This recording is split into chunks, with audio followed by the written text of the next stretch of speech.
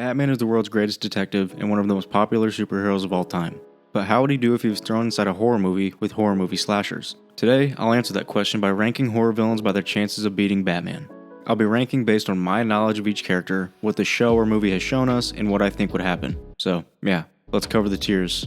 They wouldn't even get close to Batman. Batman would figure out who they are, learn their weaknesses, and stop them before they even get close to him.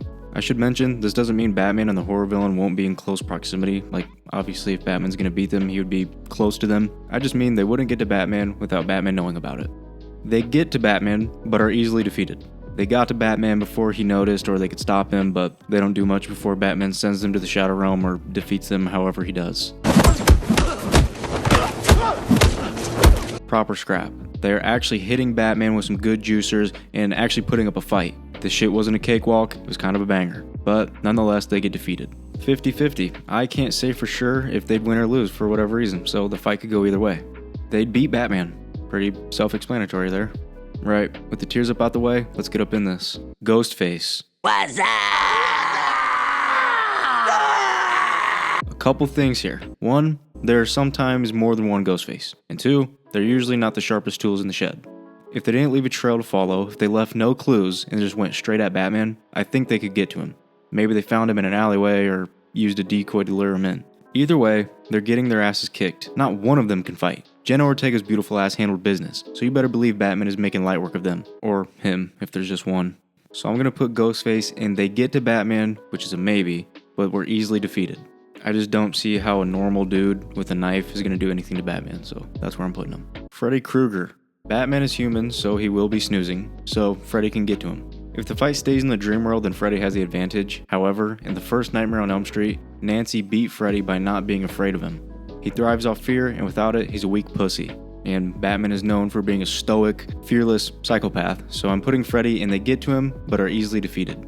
I don't see Batman being afraid of Freddy. He fights people like Bane, the Joker, Scarecrow, so yeah, easy dubs. I will say though, in the other Elm Street films, it gets increasingly more inconsistent and difficult to kill Freddy, so there's a chance Freddy kills Batman while he's catching some Z's. I'm gonna keep him where he's at for now, but Freddy's ranking could definitely be argued.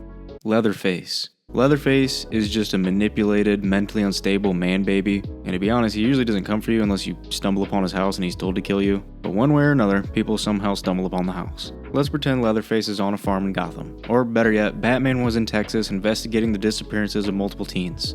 Let's not forget, Batman is the world's greatest detective. He would Scooby-Doo that shit and figure everything out rather quickly. He'd connect the crimes to the house, swoop in, and take down Leatherface pretty easily. Batman's dealt with worse. The only people who get killed are absolute buffoons who make horror movie decisions. So I'm putting Leatherface and they wouldn't even get close to Batman. Batman takes him down before he even knows what's going on. To be honest, I could personally take Leatherface down. A, I'm not going to go into some random house, and B, if I do, I'm going to be pieced up. Having a Glock on your hip would save 99% of characters in horror movies. Chucky. He's a toy doll. I do think he could sneak up on Batman in the streets. While Batman's busy, he could get in range, sneaky bastard. He's pretty hard to see coming to Dead by Daylight, that's for sure. Every time I'm working on a gen, he sneaks up, fucking stabs me, and next thing you know, I'm on the hook. Anyways, Batman's cracking his dome with one good boot. So I'm gonna put him, and he gets to Batman, but gets defeated easily. Jason Voorhees. Alright, we're down to the good stuff. Pre-zombie Jason gets murked, but post-zombie Jason puts up a fight. I'm gonna put him in proper scrap. Here's why. He can't be stopped, conventionally at least, and he has increased strength and durability. I do think eventually Batman would be able to incapacitate him, put him on ice, or send him on a one-way flight to the sun, since he's technically already dead. But before that happens, I think it'd be a pretty good fight. If it's Christian Bale's Batman, he's dead. But if it's Batfleck, or comic Batman, or even Pattinson Batman, I think Jason gets beat. I take that back, Christian Bale's Batman could beat him. Tommy Jarvis worked him for 2 movies. Fucking Sam Winchester beat him, so I'm pretty sure Batman could. But it's gonna be a little bit of a fight. Hopefully he does better than my boy in New York. Michael Myers, the OG one, not the one that got bitched by a kid. Jason and Michael are pretty similar, but I think Jason is a good bit more powerful overall. The fastest Michael runs is about a brisk walk, but with that being said, he's a tough cookie to crack, but not as tough as Jason. Not to glaze Batman, but I think he beats Michael easier than Jason. It's a psychopath and a mask with a knife. I think Batman has that under control. You can argue Michael having superpowers, I disagree. I think Michael would land a few juicers, but get put away nonetheless. But I'm gonna put him in a proper scrap. Art the Clown. Yeah, I don't know about this one. I'm putting Art, and they'd beat Batman.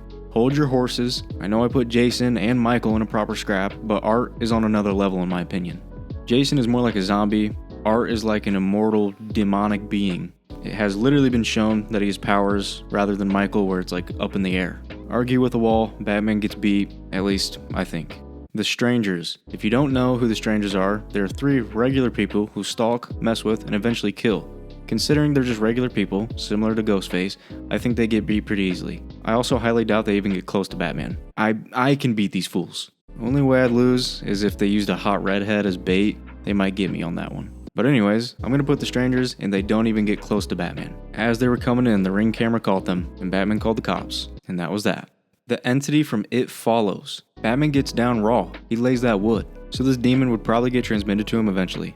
This one's tough. Hear me out. Batman would sacrifice himself to save others. As far as I know, this demon can't be defeated, so Batman might eventually get killed. It's relentless, it continues to hunt, and I don't think Batman would lay more pipe down to pass the demon on to somebody else. Even if he did, the demon would eventually come back to him once they killed that person. So I think he either dies or I don't even know. I think eventually the demon would get him. I think the demon would kill him. The only way to avoid this is if he was wearing a condom. Then he'd be good. But if Batman does the dirty with Catwoman and it gets transmitted to him, I think he's dead. I think the demon would kill him. But yeah, boys, that's my list. Everyone's opinion is different, so let me know what you guys would change in the comments below. But that's all I got for you guys today. So I'll see you in the next one. Deuces.